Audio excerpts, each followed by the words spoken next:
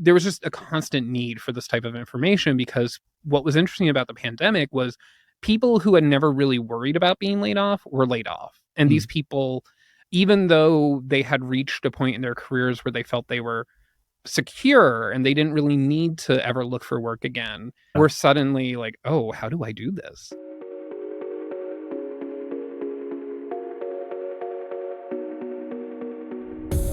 Welcome to Connection Request. I'm Joel Lehman, and this is the final episode of Connection Request. Well, final episode of Season 1 anyway.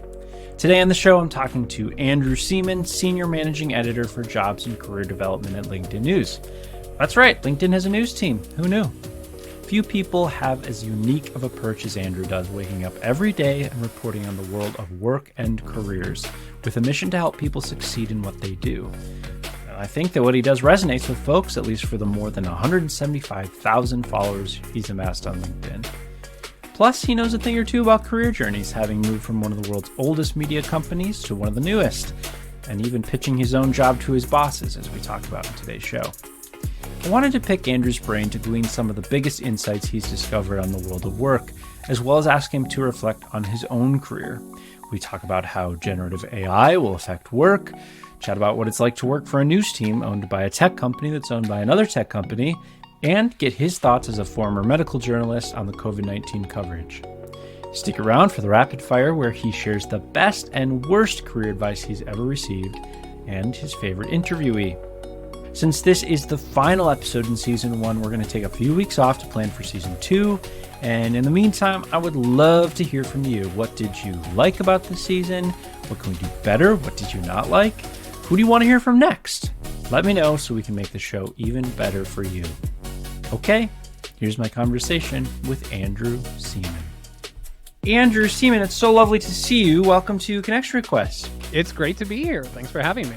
Can you start off by telling us just a little bit about who you are and what you do?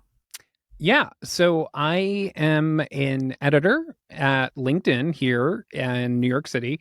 And a lot of people, they don't realize that LinkedIn actually has an editorial team that rivals a lot of news organizations. So at last count, we have north of 200 editors and editorial people around the world.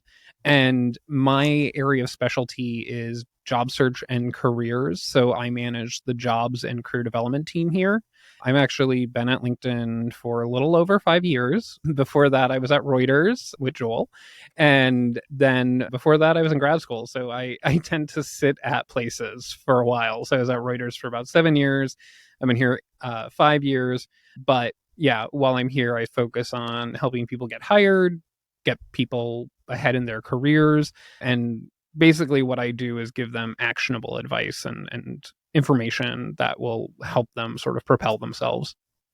Well, I'm so excited just to catch up with you and also get into a little bit of all of that you just mentioned. I think you're in a really unique and interesting place where, yeah, you sit both on and at this platform, this company that is right at the heart of not only multiple economies around the world, but also just like how careers happen and how careers work. And on this show, which I feel a little bit silly having you on because it's called Connection Request. I'm forever hopeful that LinkedIn doesn't come knocking on my door to take the trademark. But yeah, you just, I think, are an expert on this world and career journey. So I'm excited to get into all that with you and unpack a little bit of it. Of course, I'm excited to do it.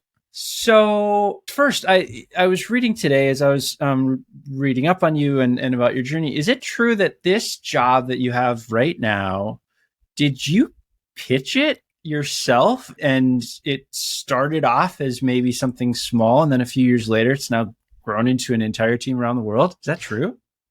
Yeah, kind of. Basically, when I joined LinkedIn, so LinkedIn quite smartly more than a decade ago hired someone named Dan Roth, who I believe was at Portfolio Mag or Fortune. Oh, okay. I forget it. He has deep roots in the financial journalism world. Sure. But he basically was hired by LinkedIn, and they didn't have a clear idea of really what was going to happen with the editorial side of LinkedIn at that time. And over time, he really figured it out. LinkedIn added the influencer program, which was when really high profile people could publish articles on LinkedIn. And then they started bringing on other journalists, and it really worked out. And what happened was they realized that adding journalists and editors into an online ecosystem like LinkedIn really helped the members. Hmm. And LinkedIn, and I know this sounds like corporate goody goody sayings, but we always say members first. And what that basically means is, will this help the members? Because the basic idea is, if it doesn't help the members, why would we do it? And why would people want to be on LinkedIn? And that really aligns with the mission of journalism, which is to help people sort of lead their lives and give them information to take action in Hmm. their lives. And obviously, good information leads to better actions, or at least that's the hope. So the idea was, okay, well, we can take the editorial team that is working at LinkedIn and replicate that in other countries. So that way it's not just a bunch of people sitting in the United States Yeah. deciding what's important for people who are, let's say, in Brazil or India. So we have local teams all around the world.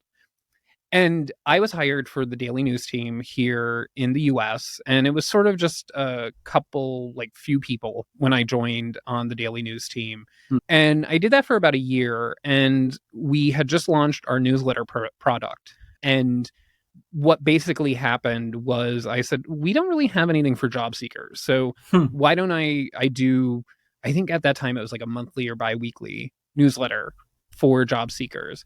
And it was, it was fine. Like Dan, who, we're very fortunate, is very accessible to all of that. He said, hey, that's a great idea. Do it in 3 weeks. And I did. He helped me a lot, like figure out like who I was writing for, things Yeah. like that. And we got it up and running, and it grew slowly. And over time, it just kept getting bigger. And I think I launched it in 2019, in May 2019. And then it got to the point where it was sort of eating into my day-to-day work, like what my actual job description was on the daily news team. Yeah. And I went to my manager at the time and I was like, listen, I can't do both anymore. Yeah. And the newsletter was growing in popularity.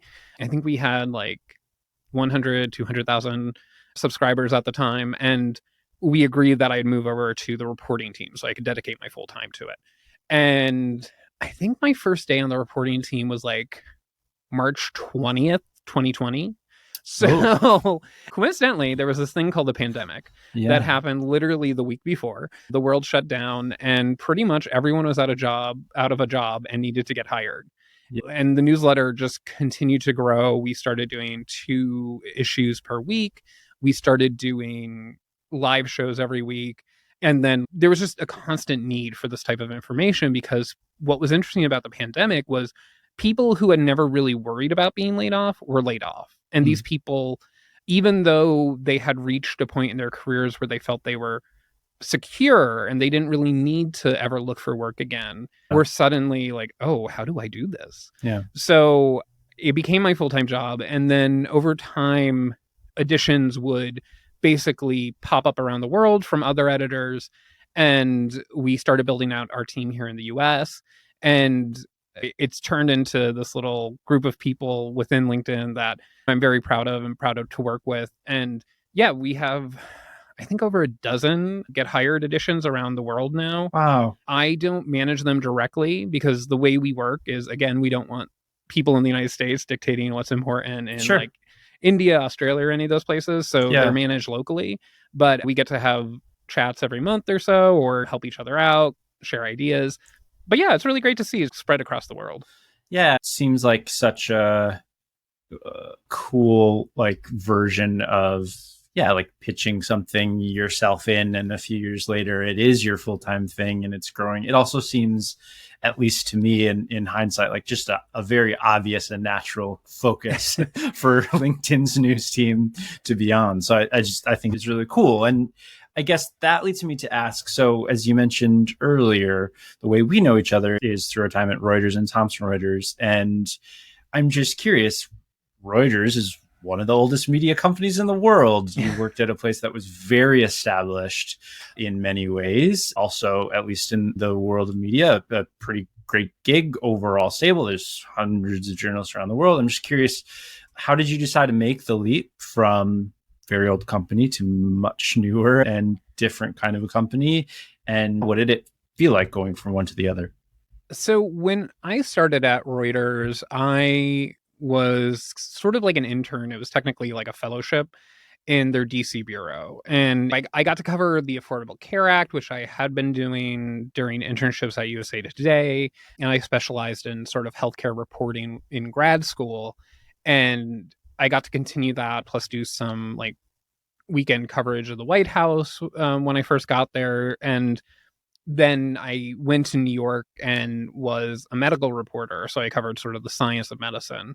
And I took that as far as I could. I didn't really want to be an editor on that team. I really liked learning sort of everything there was to know about medicine and health overall. But I wanted something different. So I made a switch to the digital team.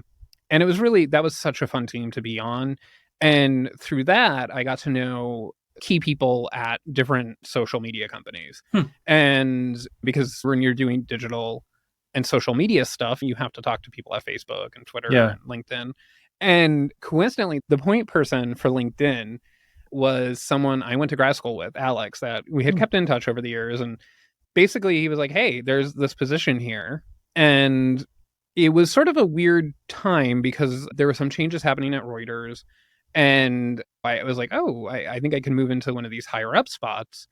And when LinkedIn came in, it media is a meager world. There are very few like perks. I always told people sometimes, like, when you would go up to the one floor in the Reuters building, that's where the board was, and they had like pens and stuff. And I would take the pens because it was almost impossible to get like swag basically there.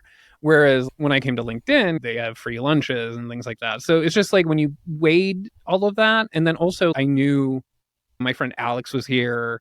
I saw the people who were on the editorial team here. And in fact, one of the managers that hired me, he was a longtime Reuters person too. And everyone at Reuters just beamed when I mentioned that he was here and he would be one of my managers.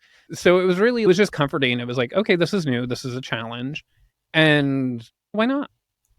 For what it's worth too, I think something about your career to me, like, a lot of reporters are on social media, but like you were always interested in social media. Obviously you joined the digital team, so it feels like you have in many ways always been sort of pushing forward a little bit and willing to try new things. So I don't know if it feels that way to you. Yeah, I have to say that there is a saturation point when it comes to social media, I think.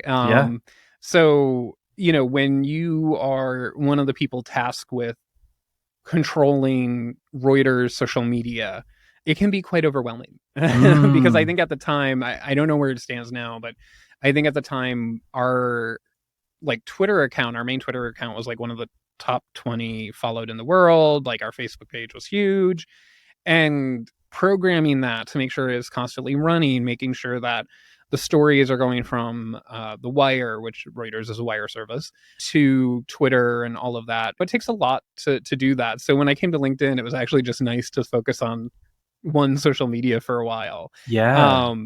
But I always tell people, and I used to be the ethics committee chairperson for the Society of Professional Journalists. And what I always told people is like the fundamentals of good information and news and journalism and all of that, they don't change. How we deploy them and how we tell stories do. So I wasn't so much scared of that. It was mostly internal complacency. I don't know if that's the right word, but it was just sort of like I was getting too comfortable at Reuters, and I was like, I think I need something different for myself. That makes sense.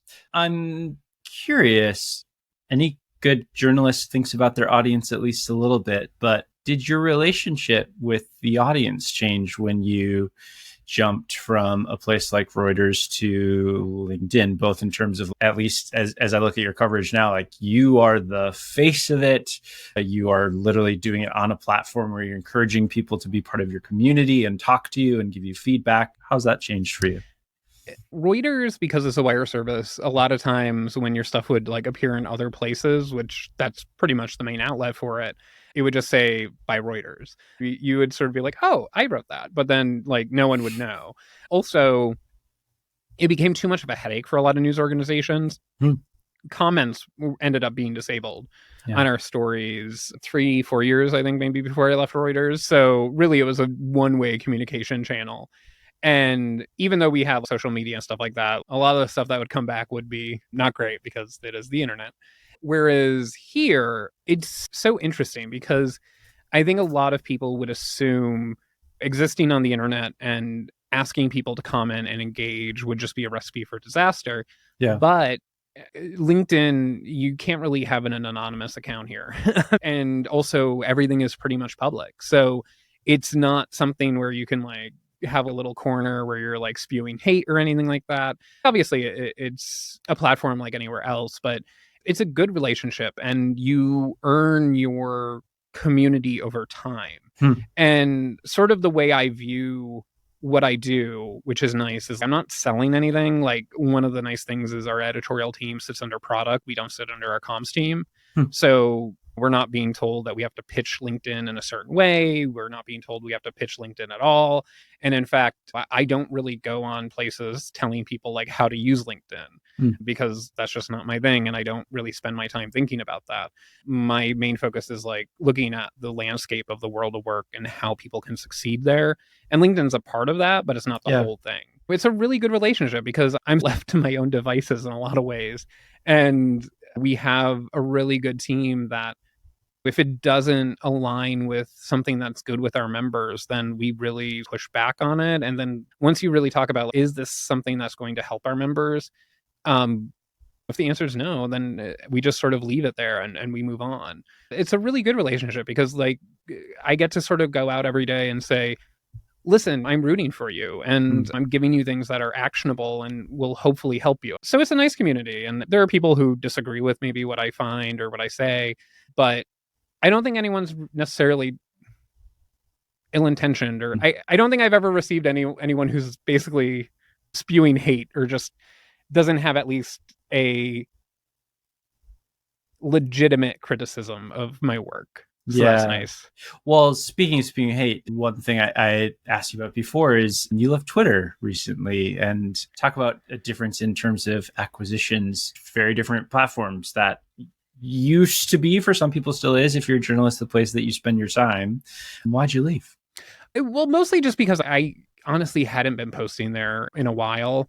And I have Facebook because my parents, that's how they sort of send messages in the morning to say hello and stuff.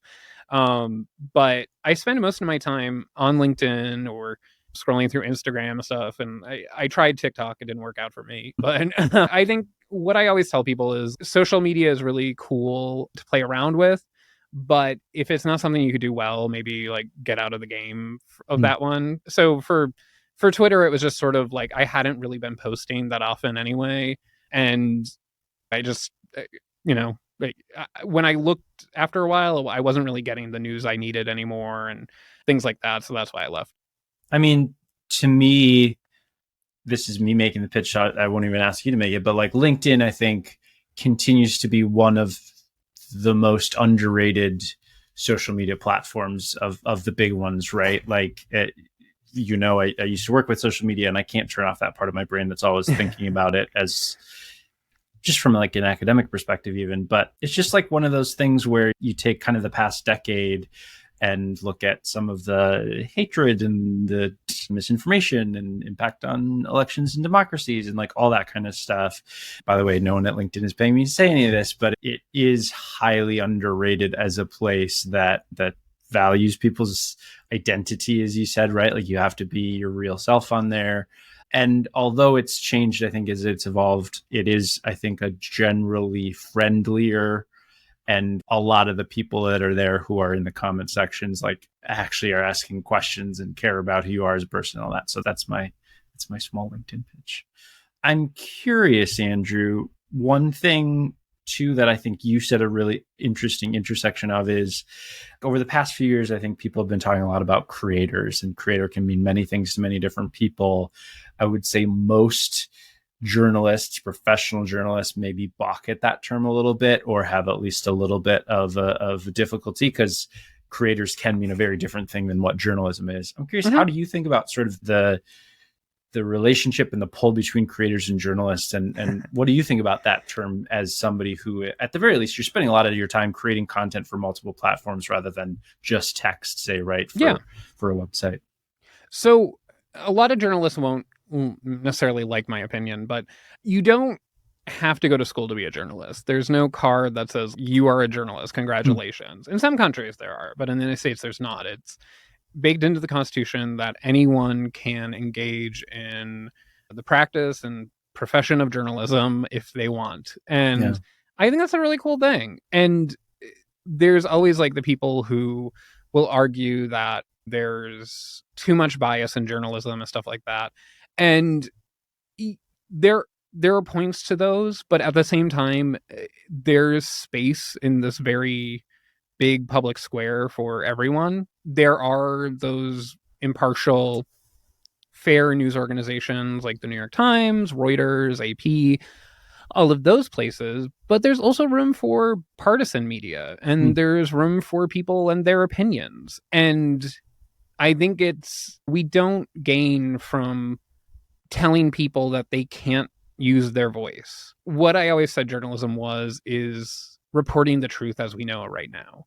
And, when I was a medical reporter, I got to report on some pretty touchy subjects.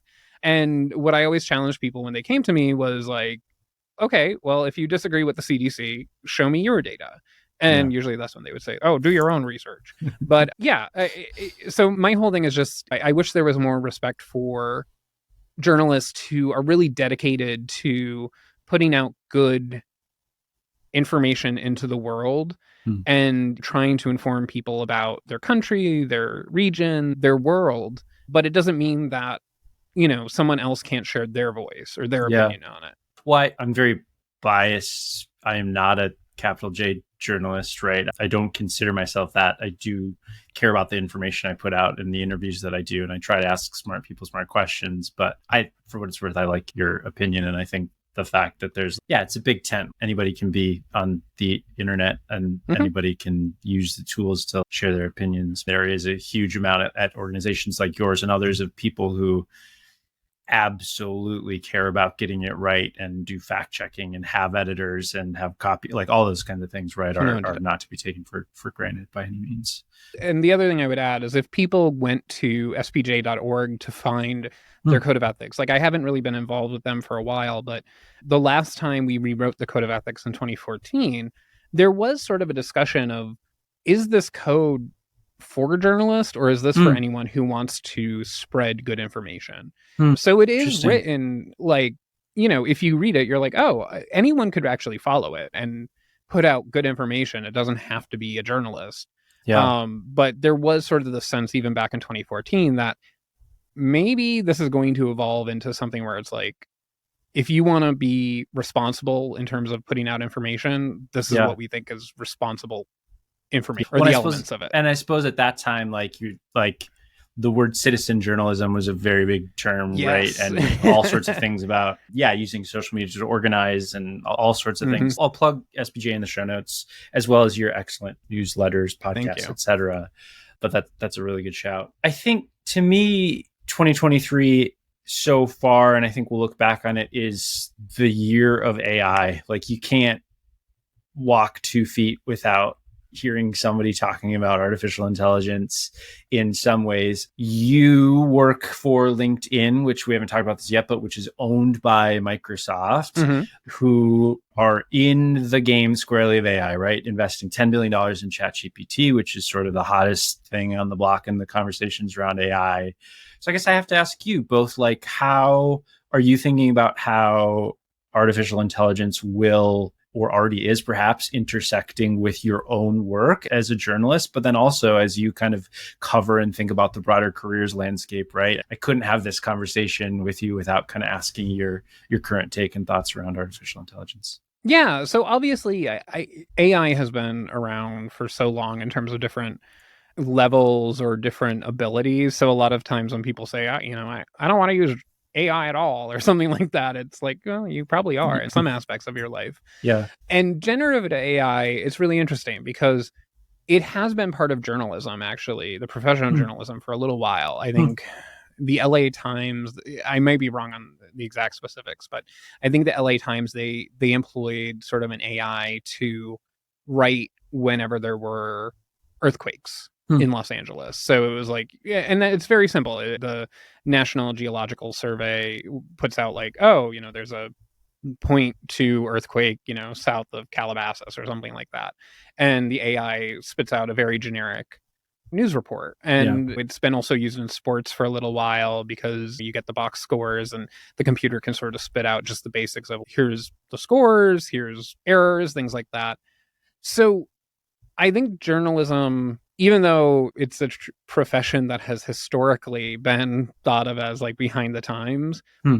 it has actually been like dabbling in this world a little bit. So Sure. when everything sort of erupted early this year in March, I think ChatGPT 4 came out, I wasn't terrified of it because if it took this long to go from those basic earthquake reports to now, it's not like we're going to evolve very quickly and no Hmm. humans will ever be put out of work or go extinct, at least in the near future. But so I see it as a tool. I don't see it as a replacement because there are things that you just can't get from AI. And also, AIs, they're not perfect. And I, Hmm. I do play around with it quite a bit when I do a podcast. I have my own podcast. And when I'm looking at the transcripts and I'm trying to organize, like, okay, what are the main points we covered? Hmm. Instead of reading it 5 times like I used to, I'll put it into ChatGPT or whatever AI service that I have most handy. And I'll say, what are the 5 main points of those? Hmm. And it'll give me 5 things. It'll pull out some quotes for me.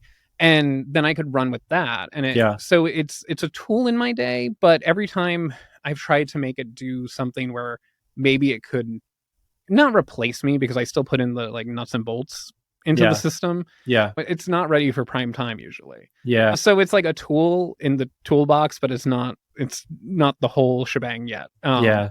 And there's AI has hallucinations, so you have to be really careful with it in Hmm. terms of if it's so the one time I was trying to figure out how it was at citing information from across the internet.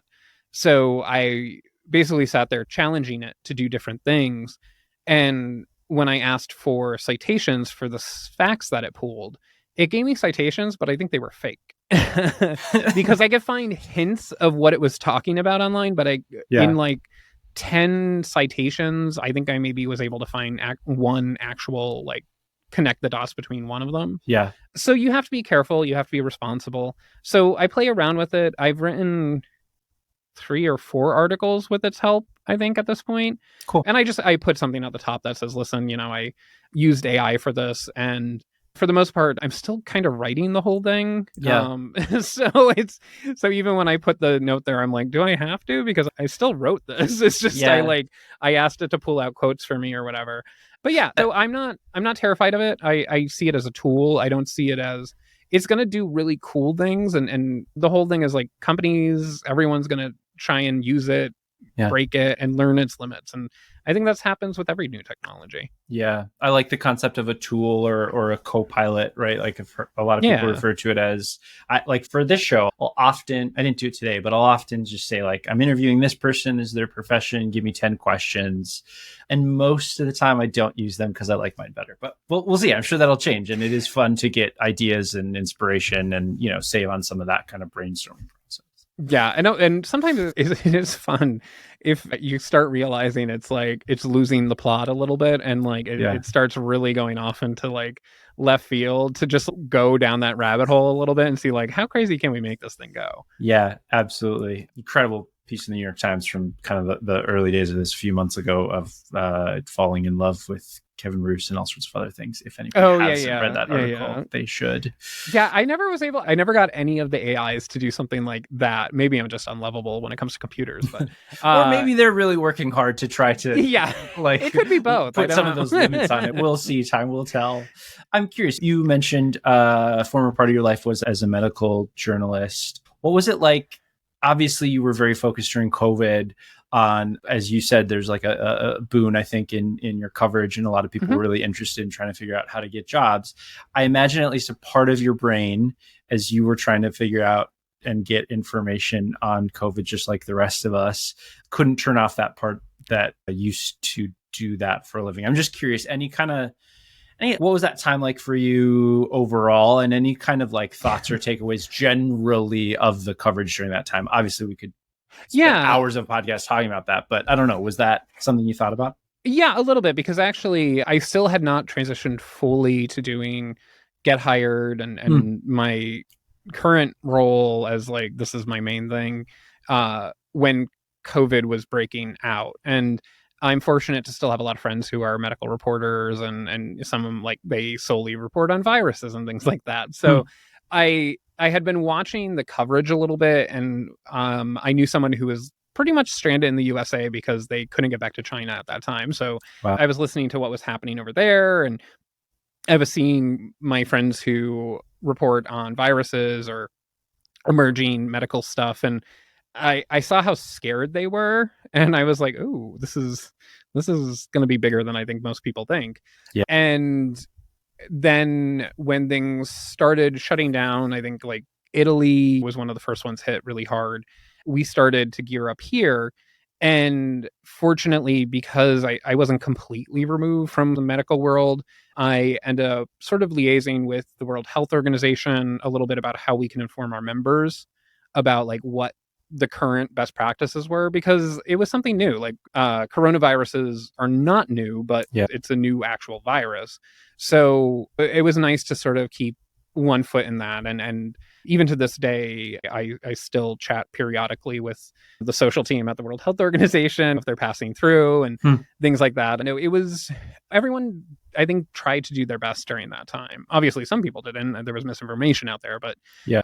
it's really amazing to see how things evolved so quickly and how people were expected to manage it. Like here in New York City, where I live, it was really weird because I've never experienced something like that where it just everything went silent except for sirens all the time. And I'm fortunate that I live near Central Park and another park and stuff. So, you know, you went for your daily like mindfulness walks or whatever, and then they put like a field hospital in Central Park. So you're like, okay, well, that's a reminder of what's actually happening. Yeah. But yeah, I think there was some really amazing coverage during that time for how little information we had. And then just the idea of like what different professions were going through, Hmm. that was really amazing, and it really reshaped our world in so many ways, and especially the world of work. So you had these people. What sort of stuck out to me is you had people who were obviously exhausted. You had teachers, you had parents who were trying to do their work while also watching their kids, and then you had nurses and doctors and all of that. And then you heard of like funeral home workers and stuff like that. And you know, as you saw these people who were then out of work, you saw them immediately sort of think like, I don't think I want to do what I was doing anymore. So Hmm. you had a lot of people called it the great resignation, but we called it the great reshuffle because Hmm. it wasn't like these people were quitting and just sitting at home. They were finding new jobs. Yeah. So really it was incredible to see how health and medicine really affects everyone. And that's why I think I was very fortunate to cover that area for so many years, Yeah. and the world of work now, because they're both things that basically they're unavoidable. Hmm. Health, you always, no matter how often you want to be like, okay, that doesn't affect me or something like that, it does. And then the world of work, you know, whether we like it or not, we have to work, most of us. Yeah. There is a Very sliver of, small percentage of people who yeah, don't have to, but yeah, otherwise there we. is a sliver of society that does not have to work. And so I always try and sort of think, okay, yeah, realistically, there's that idea of you have to show up at your job. And what I always tell people, and sometimes when they find out what I do, they'll be like, oh, so I'm very fortunate to sort of have had a foot in both of these worlds that affect Yeah. people so deeply and really everyone. Yeah. this is going to sound obvious, but you both have your own career and your own career journey, as well as you've been covering other people's and gleaning all the most interesting insights. What are some of the biggest, I guess, lessons or reflections on your own career, and maybe some of the biggest ones that you're trying to work on and think about right now? I think some of the biggest is that you're never stuck where you are, because I there is a portion of the working world that think that they are the experts, only experts in their field. And I am very fortunate to have had great mentors and teachers in my life that showed me that even though I was not the best at math in college and high school and everywhere in between, when I was a medical reporter, I could learn how to read statistics, Hmm. and I could ask intelligent questions to epidemiologists and scientists and all that. And then from there, I can switch to doing breaking general news. And you can make these pivots. So that's why when a lot of times people will challenge me and say, "Oh, what do you know about this?" And I'll say, "Well, I don't think my career has been extraordinary or out of the norm, but I think I have been able to sort of pivot to different topics over the years and go from policy to general information and politics and medicine and now careers and workplace stuff." So I really am proud at that history of being Hmm. able to do that, because I think now I can teach other people, like, hey, if you don't want to do what you're doing for forever, you can make the pivot. It's not easy, but it can be done. Yeah. And I think that is sort of the transition point maybe I'm at now that I'm currently working on, is like, I've been in the workforce for going on 15 years. And I think you start getting to the point where you manage people and you don't want to screw up their lives or their careers. So you do take it more seriously, and you sort of say, okay, how can I help them? And how Yeah. can I teach them to do what I do? Because I think as you're in your career longer, you start realizing I can't do this every day. And maybe there are some people that I think can do Sure. something forever, and that's fine. Because my mantras are always like, you don't have to love your job, but it shouldn't make you miserable. And also, you get to dictate the relationship you have with work. And for me, it's just I kind of need to evolve. Hmm. And for me, it's how do I help other people now? So I feel I'm not anywhere near retirement, but it is, I think I am getting to the point where I do have to say, okay, well, I've done all these things. So Yeah. now I What's can help next? other people do Yeah. that too, and sort of move on with myself too. Yeah. Well, I'm curious what is your own relationship with work? I think I saw one of your Instagram posts recently about wanting to be really intentional, that you're not here to be like, oh, you need to be working all the time, or sort of hustle culture and all that stuff. I'm just curious, what role does work play in your own life, and how much of what you do is wrapped up in your identity as who you are? Yeah, so that's I did have to do a serious examination of that when I left Reuters, because when I came to LinkedIn, it's a great place to work and I was working with really great people, but I was like kind of depressed when I got here. Hmm. And I was like, what is this? And I remember being on a crosstown express bus the one day, and I opened up a New York Times opinion piece that it was like one of the New York Times opinion pieces that are like half opinion piece, half news article. Hmm. And they had interviewed a bunch of people, and one of them was a psychologist who is also like an executive coach, Lisa Orbey Austin, and who I've been fortunate enough to get to know in this role. But they talked a lot about how people wrap their identities in their careers. And I realized that I had done that at Reuters, because Yeah. even though like I had switched jobs pretty substantially while I was there, from being the senior medical reporter to doing their social media and digital stuff, I was still tied to Reuters. So it was like I still had like that security blanket. And Yeah. then when I came to LinkedIn, I shed that and I was like, oh, I lost a big part of myself. And Hmm. especially because I had been there literally since I left college. When I left grad school, I went right to Reuters. Yeah. So it was a big part of me. So people like they knew, oh, like when I met people, they're like, oh, how's Reuters? They knew that was my thing. Yeah. And then also at the same time, I should say that I also stepped down from being the ethics committee chairperson for the Mm. Society of Professional Journalists, which I had done for like 4 years. So it was like a lot of things being Yeah. sort of like stripped from my identity at the same time. So I've been much more conscious here to make sure that I exist elsewhere. Hmm. And also that if the world changed tomorrow, I would still be me. Yeah. So I do, and I'm very conscious of that, I think. And sometimes like I do dip into maybe too much work from time to time, but I try to have a healthy distance now. Yeah. I do try and take what I learn and put it into practice for Yeah. myself. Well, it's like everything you described, I think, is such. I think most people who have a job go through a version of that, right? And over time, you're just like always thinking about what is your own relationship to work. I mean, something I think that took me a long time to learn, sort of in a similar way, is I need other things in my life, whether that's volunteering or hobbies or friendship circle, like whatever that is, right?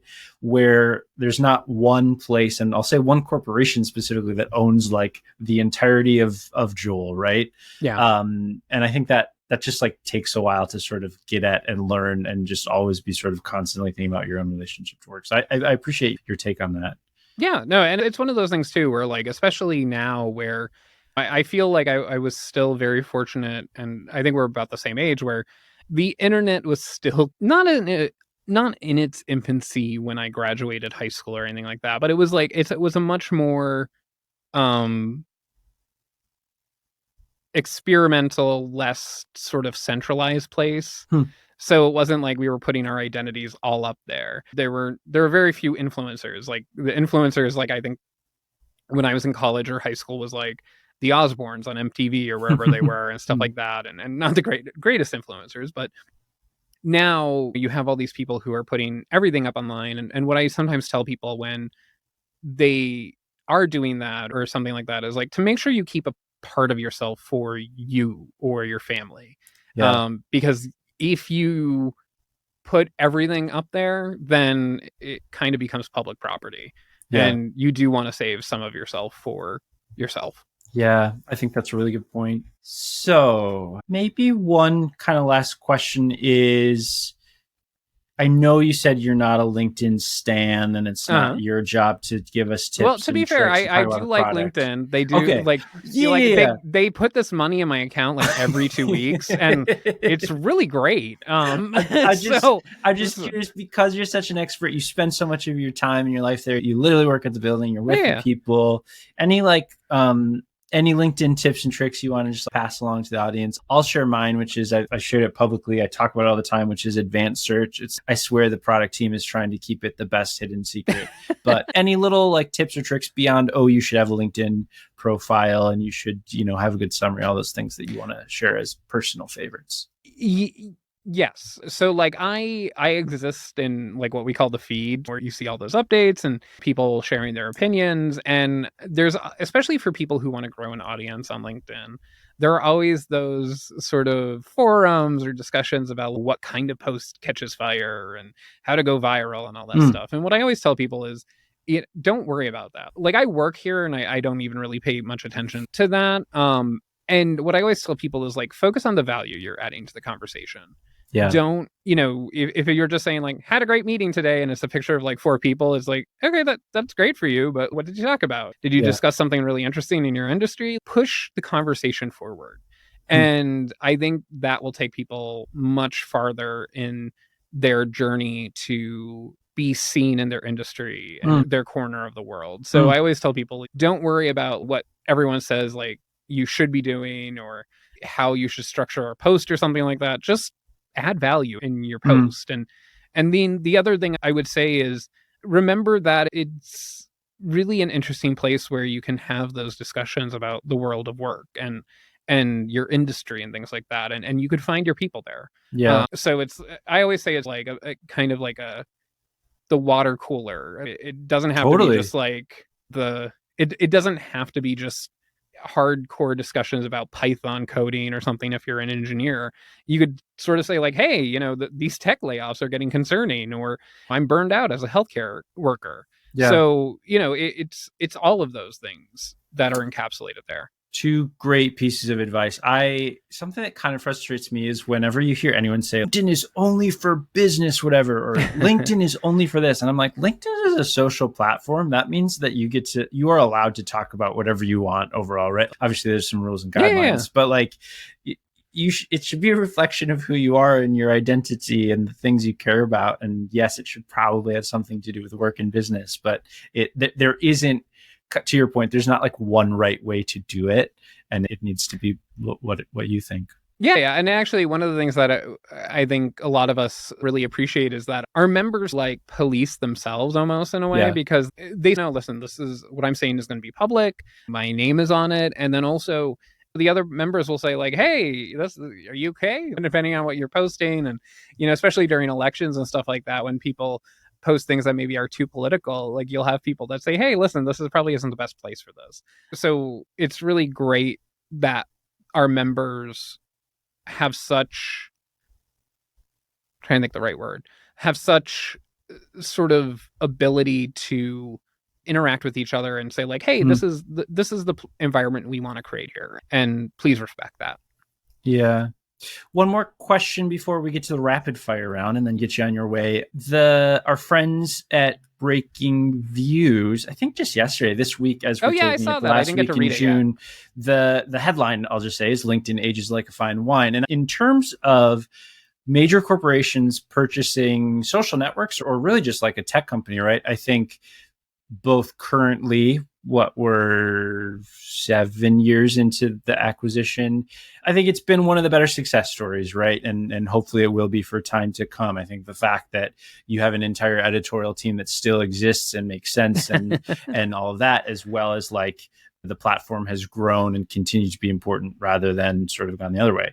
I'm just curious, like any thoughts on that? I think you joined after the acquisition, but not super long after. Any thoughts about that, sort of like the relationship between the parent company, as well as, I don't know, are you bullish on the future as far as being a journalist at a tech platform owned by another tech company? Yeah. So in terms of the relationship, I think it's always, as far as I worked here, you don't really think about it that much, because LinkedIn is sort of, we're our own little entity, and there are cousins over there. And so it's nice when you like run into Microsoft people, because you are part of this bigger system, but LinkedIn has its own culture and stuff. And I think we get to harness each other's energy. But yeah, it's not something that I don't think it's something that we think about that much. And we definitely get to, like I said, share resources, ideas, things like that. And then in terms of being a journalist in a tech company owned by another tech company, I think it's really great. And I think what LinkedIn does is a great model for other places, and to really embrace the ideals of good information, and also sort of the knowledge of experienced information miners and journalists. Because I think for much of the history of the technology industry, they have been historically very protective. That was one of the things that I challenged myself when I came to LinkedIn, was like, listen, if it challenges your ethics or something like that, you're going to have to bounce. Yeah. And in all of my years here, like I said, I've been here a little over 5. I've never had an instance where like my ethics were compromised or anything like that, because it really, our whole thing is, like I said, is this good for our members? Wow. And so I think any company, tech or otherwise, should embrace it. And really at this point, I think a lot of media companies, they're going to be tech companies if they aren't already. Yeah. So good point. Well, that makes me really happy. And one of the, especially right now, like one of the rare, I guess, stories in the relationship between tech and media working. So I'm very happy about that. Let's get to the rapid fire, and then I want to get you on your way back to your real job, other than just talking to me. So are you ready? You ready to go? All right. The worst piece of career advice you've heard or seen? Put the job posting on your resume in white text. Ooh, that's funny. Best piece of career advice you've heard or seen recently? Tell the person that you're interviewing with that you actually want the job. Favorite person you've interviewed in your career? Ooh, RuPaul. Oh, that's fun. If you weren't at LinkedIn News, anywhere else you'd want to be? Oh. Manifest it. Come on, Andrew. I don't know why, but my brain keeps going to a candy factory. I don't know. Oh, So I love maybe that. maybe Hershey's. I'm a Pennsylvanian originally, so maybe Sure. Hershey. Maybe it's just like my fond childhood memories. That sense. Okay, follow up. Could you ever see yourself? You were talking about like, at least right now, you have done a lot of things. You're moving into a role of helping other people do their jobs. I'm just curious. You are and you always have been a journalist. Could you ever see yourself jumping into like a corporate role at LinkedIn or Microsoft or elsewhere? I don't do well in boardrooms. I'm perfectly capable of navigating corporate environments, but it's one of those things where it's well, actually no, at LinkedIn and Microsoft it'd be fine. But when I've going, and I'm gonna say Thomson Reuters because that is the only other place that I've worked professionally full time, is walk into a boardroom and everyone who works together, they're all in suits. It's like, why are we in suits? We're just talking to each other. And that didn't happen at Reuters because we're all journalists and Yeah. wearing like t-shirts or button downs. But yeah, on the sales side, I always struggled with things like that. It's like, Yeah. I don't think we have to be in 3-piece suits today. Oh my goodness. Well, I think some of that, luckily, knock on wood, is changing, at least at some companies. Cover letters, yes or no? Oh yeah, I'm a big fan. Cool. And You don't need them, but I am a fan. okay, that's an important distinction. And then finally, resume or LinkedIn. Oh, both. I love it. A job search is holistic. It's not one thing or the other. Andrew, where can people follow you and your journey and all of your fabulous media empire? So the best place to go is linkedin.com and search for Andrew Seaman, and you'll see me pop up and my get hired stuff. And you could also go to LinkedIn and search for LinkedIn News. You'll find our page. And like I said, we're a global team. So if you type in LinkedIn News France or LinkedIn News Europe or LinkedIn News India, you should be able to find your local editions there. And yeah, we're always there. So if you just go to LinkedIn, you'll find us. And if you get your daily rundown in the morning, that's our team and all that stuff. We'll find you if you don't find us. Well, that's a wonderful place to end it, Andrew. I'm so grateful for your time. It has been such a delight catching up with you. I'm a fan of your podcast and your content, and there's lots of just like really like short, actionable insight for not only job seekers, also people who just want to get ahead in their own careers and their journeys. Thank you so much for spending some time with me today. I appreciate it. Of course, it was great catching up. Okay, that is a wrap on season 1. Holy guacamole, I can't believe it. Can you? I just want to give a huge thanks to everyone who made this show possible. A huge shout out to all of my guests who trusted me with their stories. You are all amazing. Big thanks to all my friends who gave me early feedback, support, ideas, and love on the show. Big shout out to Marie from Shrug Content who edited this episode. Thank you, Marie, for being part of the Pod Squad. You rock. Big shout out to Laura who did all the branding and design for Shrug Content. Mom and Dad, you listen every week and have always supported my creative endeavors, so thank you and I love you. I also have to give a big shout out to my better half, Natalie. You are such a big part of the support system of Shrug Content and Connection Request. Thank you, thank you, thank you. Carla, you still retain the title of Connection Request #1 superfan. Thank you. And most of all, thank you to all of you for listening. You are the reason I make this show and will continue to make it. To that end, get at me with ideas and feedback for season 2. You know I love hearing from you. Send me your deepest, darkest secrets and feedback at connect@shrugcontent.com. This show, of course, is a production of Shrug Content, which you can learn more about at shrugcontent.com. You can find me on Twitter, LinkedIn, Instagram, and Threads. You can find the show on TikTok, Instagram, Twitter, and YouTube. You can likely hear my dog Effie barking in the background. Shout out to her as well for making the show happen. Until next time, be well, and thank you for listening.